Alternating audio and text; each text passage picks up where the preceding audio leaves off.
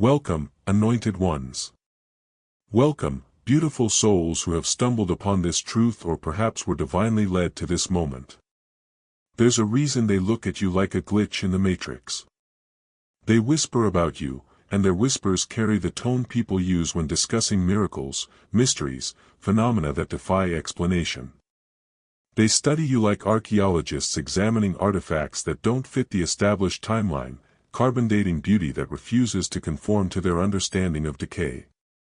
Why do they whisper like you've got the coordinates to something sacred, something money can't buy? Because you do. You carry within yourself the map to territories they've never explored, the key to doors they didn't even know existed. You walk into rooms and people do double takes, not the kind that objectify or diminish, but the kind that recognize something extraordinary masquerading as ordinary, something supernatural dressed in everyday clothes, something eternal wearing the costume of temporal. They study your face like scholars examining ancient texts, trying to decipher symbols they don't recognize, attempting to translate a language they've never learned. They look for the signs they know, the markers of wear, the evidence of burden, the physical testimony of struggle, and they find instead something that doesn't compute. The laugh lines that should be carved deep from years of pretending to find their jokes funny. Barely visible. The worry lines that should be etched like canyons from decades of anxiety about bills and bosses and broken relationships. Mysteriously absent. The wear and tear that should be written across your features like graffiti on walls. Somehow erased, or perhaps never written there at all. You don't look your age, and they know it. You don't act your age, and they feel it. You don't feel your age, and somehow, in ways they can't explain, they sense that too. It radiates from you like warmth from a fire, this vitality that defies their calendars and challenges their assumptions about what happens to people as they accumulate years. This isn't accident, beloved. This isn't luck or genetics or good lighting or expensive creams or surgical intervention or careful dieting or obsessive exercise or any of the external solutions they're frantically searching for in their desperate attempt to reverse what they believe is inevitable decline. This is divine design. This is heaven's handprint on human flesh. This is the signature of the sacred written across the canvas of your being in strokes so beautiful that even those who don't believe in the artist can't deny the masterpiece. Your body, listen to this truth with every fiber of your being, 37 trillion cells. Let that number roll around in your consciousness like a prayer, like a song, like a mathematical poem written by the divine mathematician who calculated your worth before time began. 37 trillion microscopic miracles working in perfect harmony, each one a universe unto itself, each one holding memory not just of what you've eaten or where you've been, but of every prayer you've prayed, every tear you've cried, every moment of surrender you've offered to something greater than yourself. Each cell bears witness to your journey, carrying testimony of roads you've walked that would have broken weaker souls, storms you've weathered that would have scattered lesser spirits like leaves in hurricane winds, fires you've endured that would have reduced others to ash and memory. These cells, these miraculous, resilient, divinely engineered building blocks of your being, have survived betrayal that cut deeper than surgery. They've processed the kind of hurt that rewrites DNA, the kind of rejection that changes brain chemistry, the kind of abandonment that alters the very structure of trust. They've endured isolation that felt like solitary confinement of the soul, those seasons when you were so alone you could hear your own heartbeat echoing in empty rooms, when silence became your most intimate companion and solitude your most faithful friend. They've weathered spiritual warfare that would make seasoned soldiers surrender their weapons and walk away from battles they knew they couldn't win. You fought enemies you couldn't see, wrestled with forces you couldn't name, stood your ground against attacks that came not with weapons but with whispers, not with violence but with venom disguised as concern. They've processed trauma that would have crushed most people, ground them into dust finer than powder, left them as casualties on life's battlefield with their names etched on monuments to the defeated. Trauma that came not just from what happened to you, but from what should have happened and didn't, not just from who hurt you, but from who should have protected you and failed. And yet, and this is where the miracle becomes undeniable, here you are. Still standing when everything conspired to knock you down. Still radiant when the world tried to dim your light. Still glowing with an inner luminescence that makes street lamps jealous and stars wonder if they need to shine brighter to keep up. While others your age are complaining about back pain that no chiropractor can fix, about joint stiffness that no exercise can loosen, about fatigue that no amount of sleep can cure, while they're scheduling midlife crisis consultations with therapists who've never walked through the fire you've danced in, you're out here defying every rule they wrote about aging. You're rewriting the textbooks on limits, editing the manuals on what's possible when heaven touches earth through human flesh, proving that their equations are incomplete and their formulas are flawed and their understanding of human potential is elementary at best. They're asking about your skincare routine, hunting through your medicine cabinet for secrets like detectives searching for clues to a crime that was never committed. They're scrolling through your social media for hints, studying your photographs for evidence, analyzing your habits for patterns that might explain the inexplicable. They want to know what you eat, how you sleep, where you shop, who you see, what you drink, how you exercise. They're convinced that somewhere in the mundane details of your daily existence lies the formula for your seemingly effortless preservation. But here's what they don't understand, what they can't purchase with credit cards or find in bottles with expensive labels or achieve through procedures that promise youth but deliver only imitation. The truth wasn't found in any external solution. The fountain of youth was never a location, never a destination you could map or travel to or discover through exploration. It was a revelation, an internal shift, a spiritual awakening that changed everything from the inside out. This transformation didn't come from what you applied to your skin but what you applied to your spirit. Not from what you put on your face but what you put in your heart. Not from treatments you received from professionals but from the treatment you gave yourself when no one was watching. Healing. Not just the kind that comes from doctors and medications and therapies, though those have their place, but the kind that comes from addressing wounds that never show up on X-rays, fractures that never appear in medical scans, infections that doctors can't detect because they exist in the realm of spirit and soul. Hydration. Not just 8 glasses of water a day, though your body needs that too, but the kind of hydration that comes from tears that finally get to fall, from emotions that finally get to flow, from feelings that finally get permission to move through you instead of staying trapped inside you like prisoners in cells they were never meant to occupy. Holy Spirit upgrades.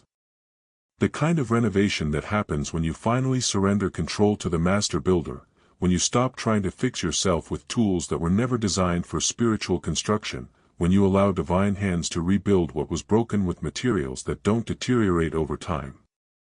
This is deeper than surface beauty, beloved. Deeper than the shallow pools they're splashing around in while you're diving into oceans of possibility they don't even know exist.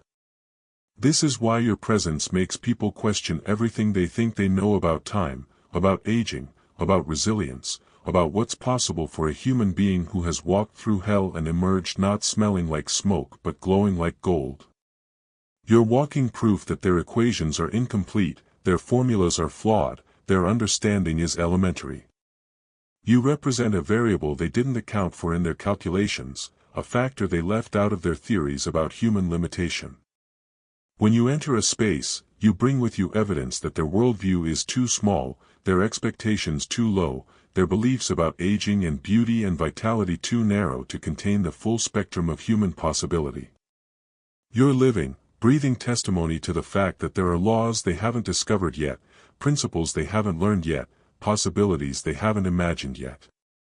Your very existence expands their understanding of what it means to be human, what it means to age, what it means to survive and thrive and flourish in a world that promises decline. The disruption you cause isn't intentional or aggressive or confrontational. It's simply the natural result of truth encountering limitation, of possibility meeting expectation, of the extraordinary hiding in plain sight among the ordinary.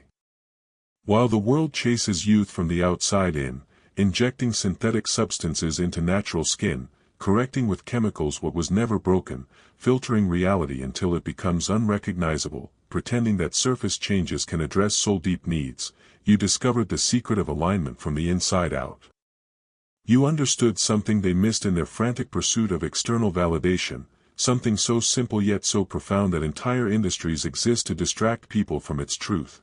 Authentic beauty is an inside job, performed by the master artist who designed you, using materials that don't expire or diminish or lose their effectiveness over time. True youth, you realized, isn't a measurement of time but a state of being, not a number on a calendar but a condition of the spirit, not something that decreases with age but something that can actually increase as you learn to align more perfectly with your divine design.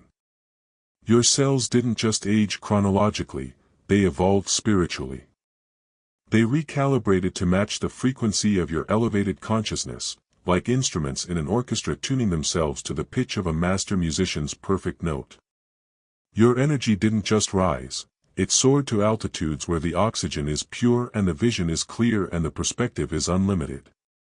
At those heights, the things that seem so important at ground level, the petty dramas, the manufactured crises, the artificial urgencies, they shrink to their proper size, revealed as the temporary distractions they always were. Every meditation became a cellular renovation, every prayer a genetic upgrade, every moment of surrender a microscopic miracle, rewriting the very code of your existence at levels so fundamental that the changes weren't just cosmetic, they were constitutional. Now they're doing the math on your face, and the numbers don't add up in their favor. Their calculators are broken when they try to compute your timeline, their formulas failing when they attempt to factor in variables they don't understand. Your birthday says one thing, but your aura says another. Your passport bears witness to years past, but your presence testifies to timelessness achieved. Your chronological age tells a story, but your spiritual age tells a different story entirely, one of renewal, regeneration, and divine preservation that defies natural law. Here's where your story becomes not just beautiful but miraculous. You learn to transform poison into medicine, wounds into wisdom, scars into stars that guide others through their own dark nights. Most people wear trauma on their skin like badges of dishonor, etched in worry lines carved by years of anxiety, painted in the hollow spaces under eyes that have seen too much and processed too little.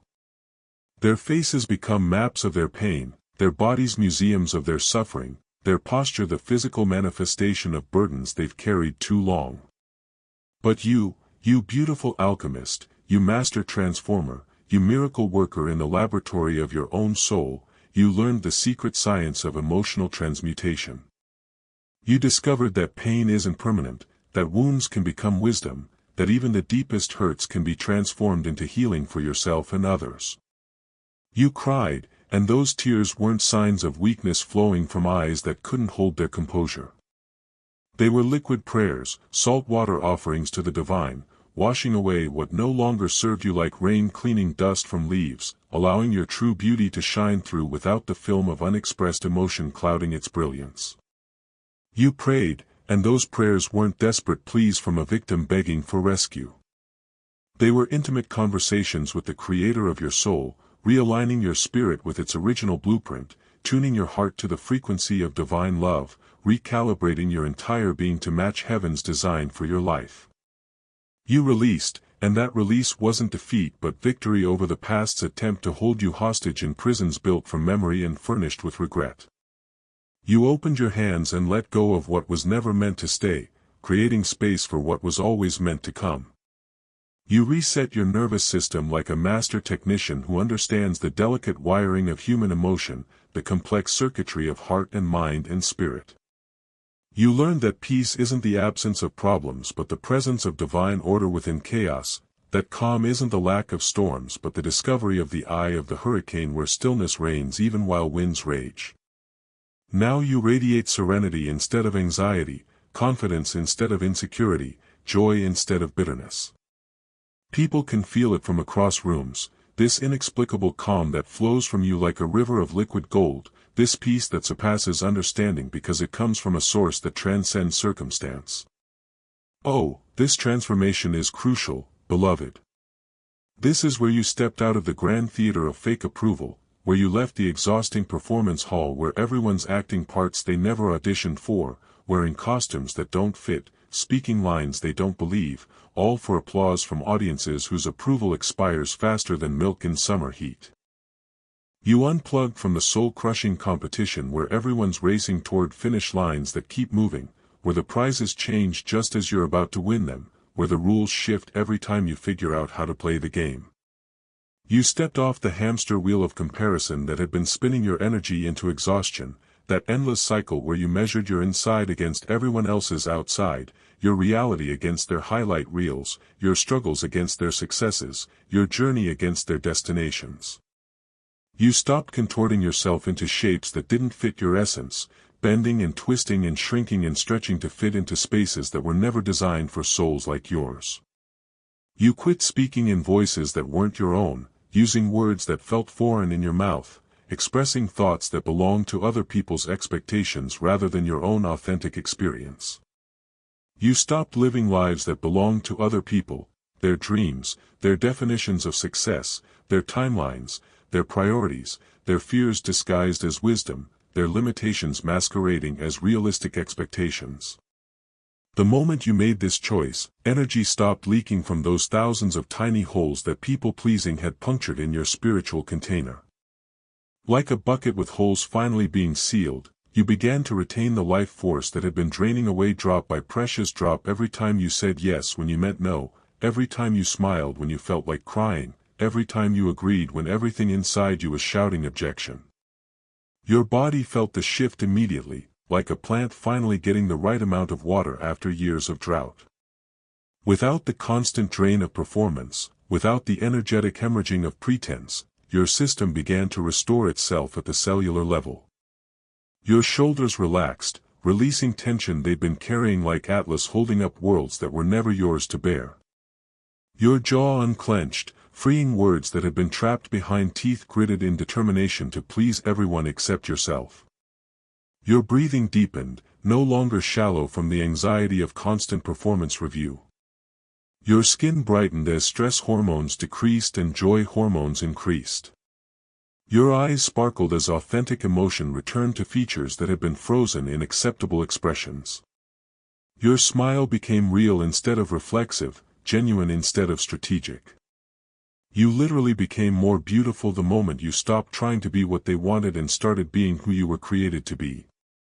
Not more beautiful according to magazine standards or social media metrics, but more beautiful in the truest sense, more aligned with your authentic self, more expressive of your genuine essence, more reflective of the divine image in which you were formed. While they faded like yesterday's flowers, petals dropping, colors dulling, stems bending under the weight of accumulated disappointments, you sharpened like a sword being perfected in the master's forge, every strike making you stronger, every fire making you purer, every pressure making you more valuable. Every year wasn't subtraction but multiplication, not loss but gain, not decrease but increase. Each birthday wasn't a funeral for your younger self but a celebration of your evolved self, not a goodbye to what was but a hello to what was becoming. Confidence replaced apology in your vocabulary. You stopped saying sorry for taking up space, for having opinions that differed from the crowd, for existing in your full glory instead of hiding in the shadows of other people's comfort zones. Your youth was beautiful, yes, it had its own charm, its own innocence, its own particular grace. But it was only the blueprint, the rough sketch of the masterpiece you were becoming. It was the preview, not the main event. It was the rehearsal, not the performance. This, right now, exactly as you are in this moment, this is the main event. This is the masterpiece in full color, in high definition, in surround sound. This is what all those years were preparing you for, what all those experiences were building toward, what all that growth was creating.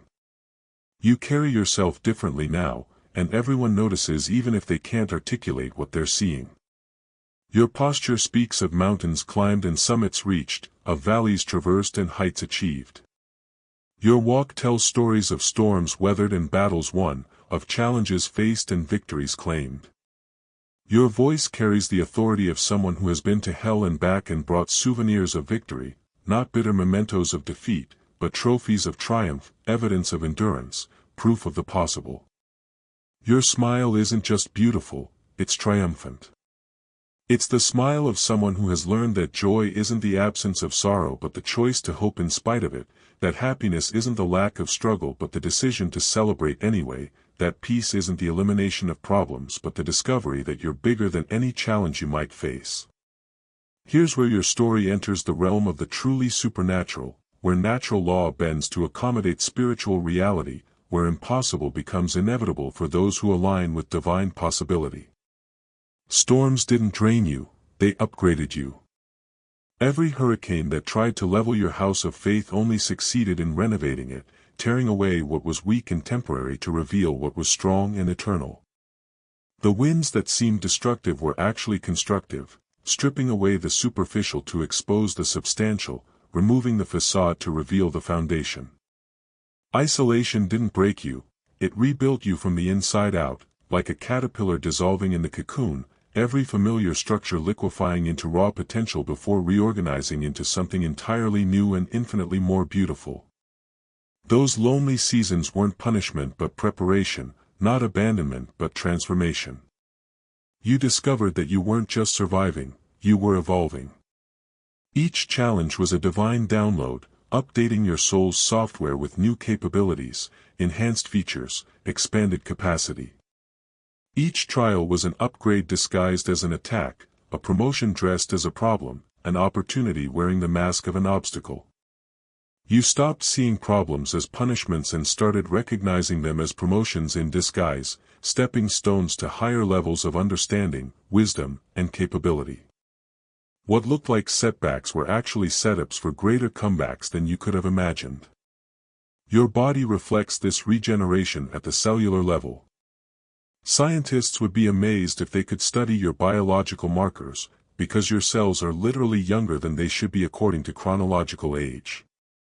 Your telomeres are longer, your DNA more protected, your systems more efficient than others who have walked fewer years but carried heavier burdens. Your energy defies chronological logic, flowing with the vitality of someone decades younger but carrying the wisdom of someone centuries older. You've achieved that rare combination of youthful vigor and mature insight, childlike wonder and adult understanding. Your vitality laughs in the face of calendars, ignoring their arbitrary boundaries and limitations. You're not just aging gracefully, you're aging gratefully, and there's a universe of difference between those two approaches to the passage of time. Bitterness, beloved, ages faster than years ever could. It's spiritual radiation, poisoning from within like toxic waste contaminating clean water, turning beauty into ugliness with chemical precision, transforming joy into jadedness through slow but certain corruption. You watched others choose this poison, watched them sip it like fine wine until it stained their teeth and burned their throats and clouded their vision. You observed as it etched itself into their features like acid on metal, carving lines that no cosmetic surgery could repair, creating shadows that no concealer could hide. You witnessed how it stole their light like a thief in broad daylight, how it dimmed their sparkle until their eyes looked like windows in abandoned houses, how it bent their posture until they walked like people carrying invisible burdens too heavy for their frames. But you, wise one, discerning soul, keeper of your own inner sanctuary, you chose differently. You recognized bitterness for what it was, a luxury you couldn't afford, a weight you refused to carry, a poison you declined to drink even when everyone around you was passing the cup and encouraging you to join their misery. You let go, and your body reflected that choice in lightness and clarity that others noticed immediately. Colors became brighter in your presence. Laughter came easier around you. Hope felt more possible near you. You forgave, not because they deserved it. Forgiveness was never about their worthiness but about your freedom. You released resentment not because it was easy but because carrying it was harder. You chose mercy not because you were naive but because you were wise enough to know that unforgiveness is a prison where the victim becomes the warden and the prisoner simultaneously. You released resentment like helium balloons on a clear day, watching them float away until they became tiny dots against the infinite sky of possibility, until they disappeared entirely from your vision and could no longer block your view of the horizon. Every act of forgiveness was a facelift from within, smoothing lines that anger had tried to carve, softening features that hurt had tried to harden. Every choice to release was spiritual Botox, relaxing muscles that had been tense with the effort of holding grudges, allowing your natural beauty to emerge from behind the mask of maintained offense. Your face became a testament to mercy, your presence a living sermon on the power of letting go. People look at you and wonder not just how you stayed so young but how you stayed so soft, so open, so free from the hardness that hardens most hearts over time. This revelation changed everything. You learned to identify the energy vampires, the dream crushers, the joy thieves who had been feeding off your light like spiritual leeches, draining your life force while convincing you that their hunger was your responsibility to satisfy. You saw how they attached themselves to your auric field like invisible parasites, leaving you exhausted after every interaction, depleted after every conversation, empty after every encounter. You began to understand why you felt tired around certain people, why your energy dropped in specific environments, why some relationships felt like work instead of joy. But then you learned the sacred art of energetic boundaries, the holy practice of spiritual self-defense. Not the kind that attacks or retaliates, but the kind that simply says no to what doesn't serve, that creates space between your light and their darkness, that protects your peace without declaring war on their chaos. When you cut off access to those who had been draining your life force, your glow returned overnight like morning sun breaking through storm clouds after the longest night. It was that immediate, that dramatic, that undeniable. Color came back to your cheeks like roses blooming after winter's end. Sparkle returned to your eyes like stars emerging as daylight fades. Bounce came back to your step like a child discovering the joy of walking on trampolines. You discovered that sometimes love looks like saying no, that sometimes kindness means creating distance, that sometimes healing requires surgery, cutting away what's toxic to make room for what's nourishing, removing what's poisonous to allow what's pure to flourish. This wasn't cruelty disguised as self-care or selfishness masquerading as wisdom. This was the recognition that you have a responsibility to protect the light you carry, to steward the gifts you've been given, to preserve the energy that flows through you so it can continue to bless those who truly appreciate its value. For too long, decades, perhaps, you had been wearing masks that didn't fit your face, playing roles that didn't match your soul, living under titles that diminished your divinity like trying to fit an ocean into a teacup. You were the good daughter who never caused trouble, even when trouble was exactly what the situation needed. You were the perfect employee who never made waves, even when the waters were stagnant and needed stirring. You were the agreeable friend who never rocked boats, even when those boats were heading toward dangerous shores. You had been performing these characters so long that you almost forgot they were performances, so consistently that you nearly convinced yourself they were authentic expressions of your true nature rather than costumes you had learned to wear for the comfort of others. But then you remembered, in a moment of divine remembrance that felt like waking from a long dream, who you really are. Not just human, but human-divine hybrid. Not just flesh, but flesh animated by the breath of the Almighty. Not just person, but person with purpose, with power, with divine DNA flowing through your veins like liquid starlight. You dropped those false roles like clothes that no longer fit, like costumes from plays that had closed, like masks from parties you no longer wanted to attend.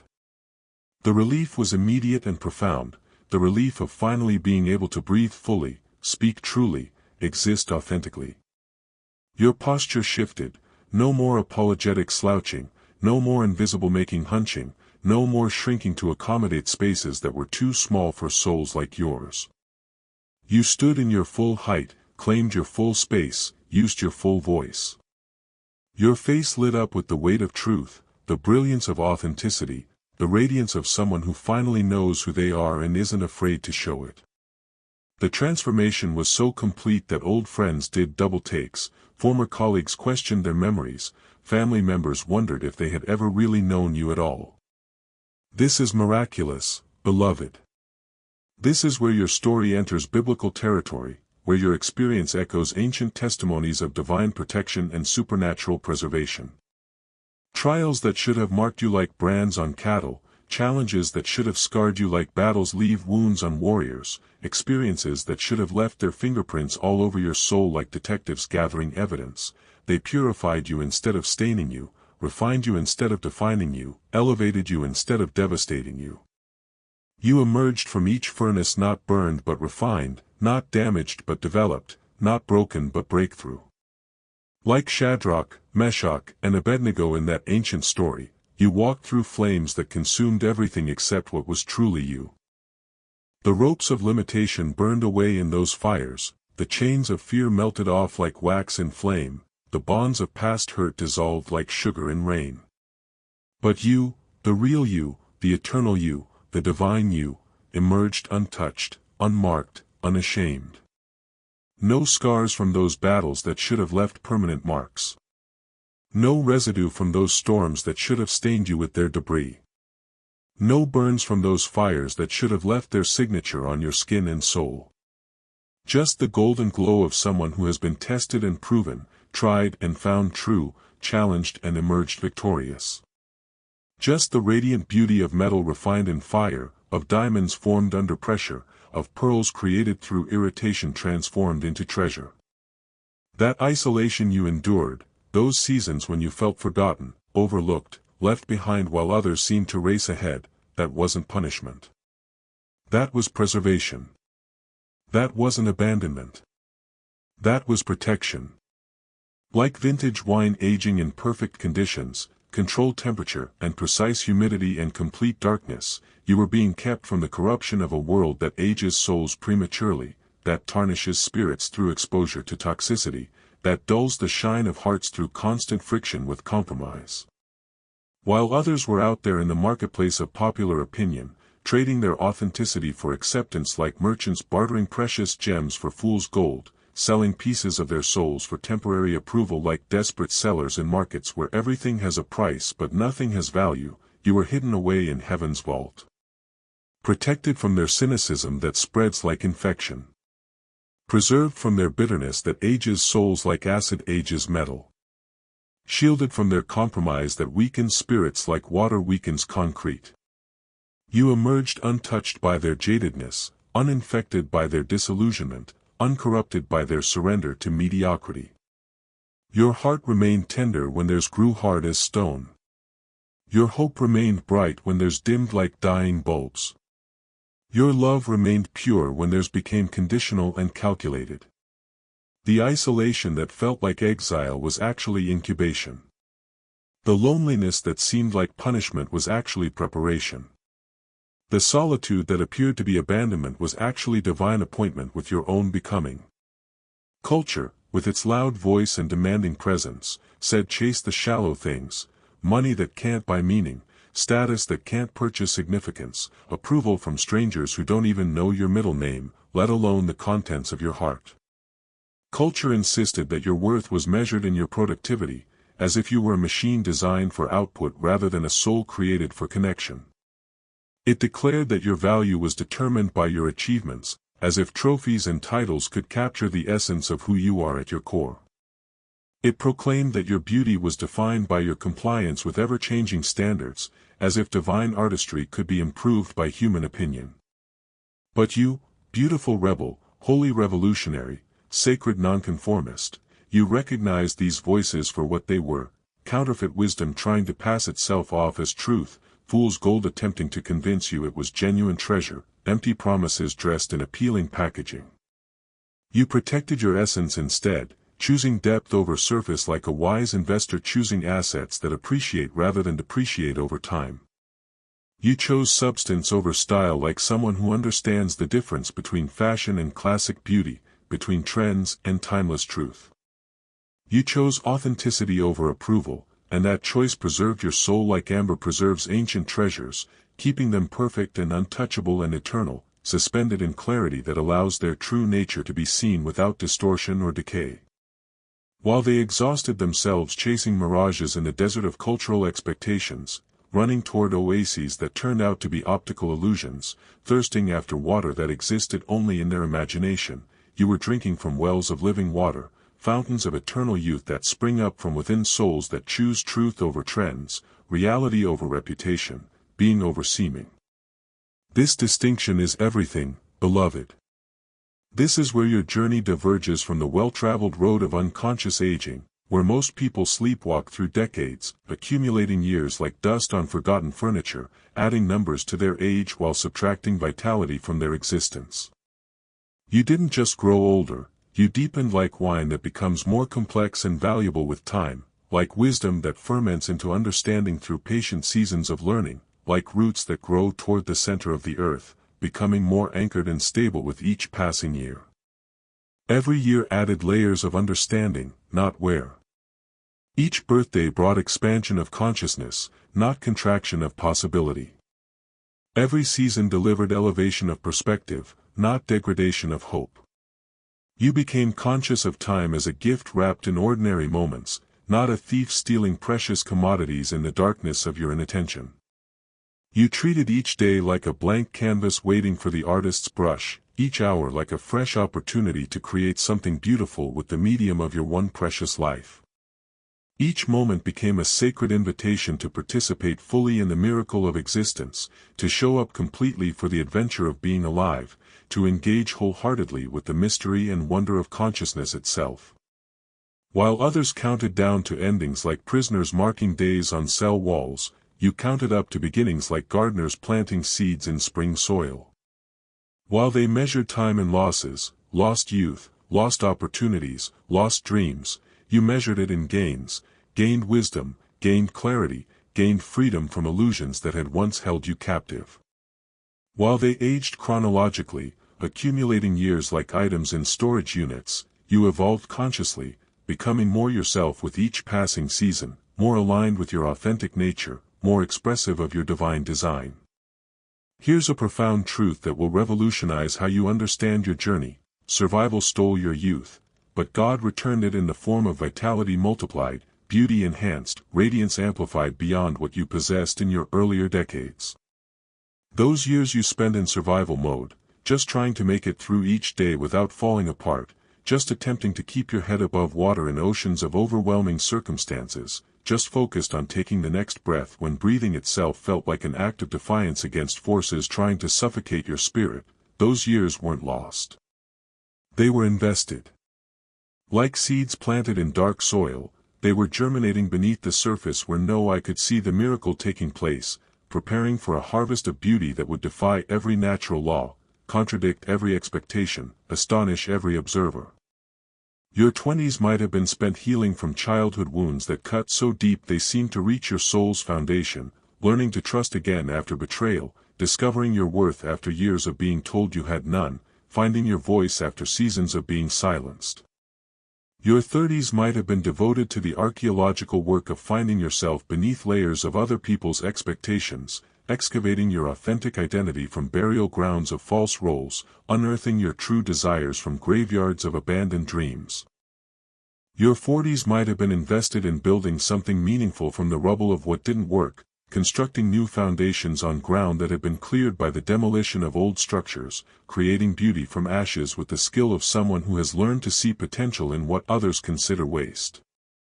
But now you get to experience the youth that was preserved for you like vintage wine kept in perfect conditions, the vitality that was saved in heaven's vault like treasure waiting for the right moment of withdrawal, the beauty that was held in divine escrow until you were ready to receive it fully. This isn't consolation prize beauty, beloved. This isn't compensation for what you missed. This is upgrade beauty, enhanced beauty, Beauty 2.0 that includes features and capabilities you never possessed in your biological youth. Your body reflects a soul with no expiration date. This is the ultimate revelation, the final truth that ties together every thread of this miraculous tapestry. You've transcended the clock, stepped outside the tyranny of time, moved beyond the limitations of linear existence. Your beauty isn't resisting time, it's rewriting the rules of time.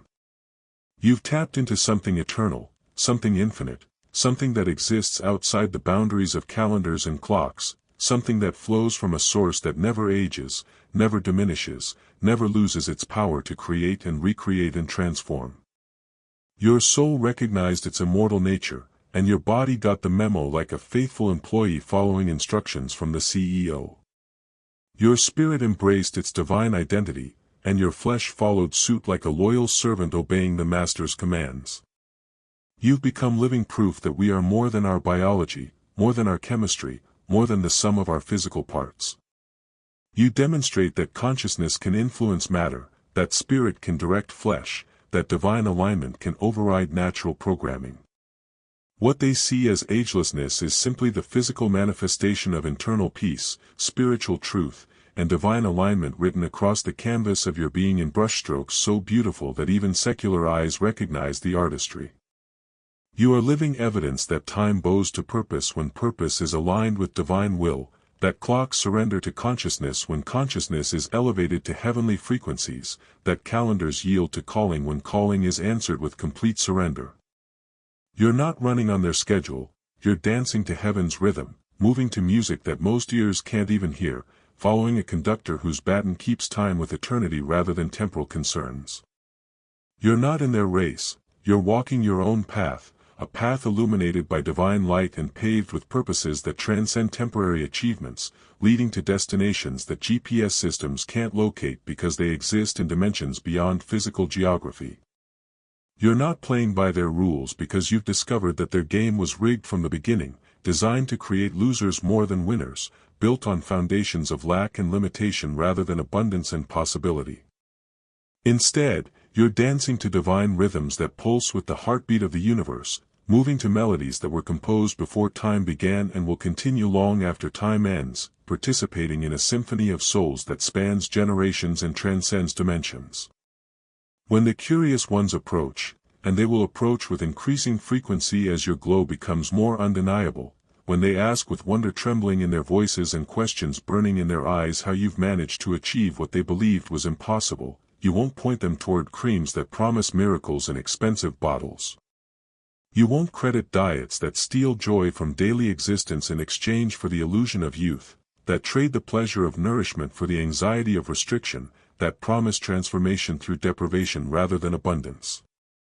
You won't attribute your preservation to luck that randomly selects some for blessing while leaving others to struggle, to genetics that play favorites without regard for character or effort, to good lighting that flatters but never truly transforms. Instead, you'll point to the battles you've won in silence, fought in prayer closets where your only audience was the divine, waged in meditation corners where you wrestled with angels and emerged with new names, new nature, new capacity for beauty. You'll speak of the healing you chose over bitterness when bitterness felt like the easier choice, when holding grudges seemed justified and forgiveness felt like foolishness, when mercy appeared to be weakness and love looked like naivety. You'll testify to the truth you chose over performance when performance promised applause from audiences whose approval you desperately craved, when authenticity risked rejection from people whose acceptance you thought you needed, when being yourself seemed more frightening than being who they wanted you to be. You'll tell them about nights spent crying out to God when crying felt like the only prayer you knew how to offer, when tears were the only language that could carry the weight of your heart's burden, when sobbing was the only song that matched your soul's rhythm. You'll share about days spent forgiving the unforgivable when forgiveness felt like betraying your own pain, when releasing resentment seemed like letting wrongdoers off too easily, when choosing mercy felt like dishonoring your own wounds. You'll speak of moments spent choosing love when hate felt justified by their actions, when kindness seemed wasted on hearts that couldn't appreciate it, when compassion appeared to be casting pearls before swine who would only trample them underfoot. You'll describe the surrendering that felt like dying but led to resurrection more complete than anything you could have imagined, the letting go that felt like loss but created space for abundance beyond your wildest dreams, the releasing that seemed like defeat but positioned you for victory beyond your greatest hopes. This glow that emanates from you like light from a perfect prism, it's not makeup applied by human hands with brushes and powders and pigments that fade with time and weather. It's the radiance of a soul that has been purified by fire and emerged as gold that shines with its own internal light. This light that shines from your eyes like stars reflecting in still water, it's not genetics passed down through family lines like inherited jewelry or family heirlooms. It's the illumination of someone who has seen the face of God in their darkest moments and been forever changed by the encounter, transformed by the vision, marked by the meeting. This peace that surrounds you like an invisible crown that others sense even when they can't see it, it's not the absence of problems or the lack of challenges or the elimination of difficulties from your daily experience. It's the presence of divine order in a life surrendered to something greater than temporary circumstances, anchored to something more stable than shifting situations.